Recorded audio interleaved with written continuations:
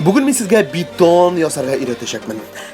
Bir qopshiq sementdan 2 shilak sement chiqamli. Shulay tirib ona bilasingda, motor itirib qiriga olib qo'yasan. Bir shilak sementga 4 shilak PGS kerak. PGSning nima ekanini bilmasangiz do'stlar, pishonni graviyniy smes deb atalam.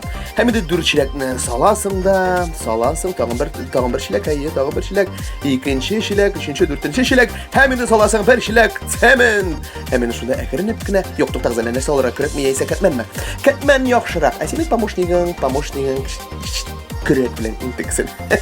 Solasini yorti shilak suv, yo'q, to'la shilak suv solasingda hamda ketdik butarga. Eng muhimi butov. Nechuk durust aytiladi? Butov. Butison.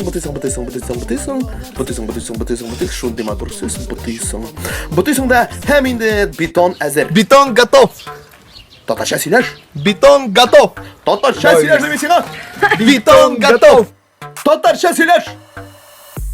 Качайся с нами.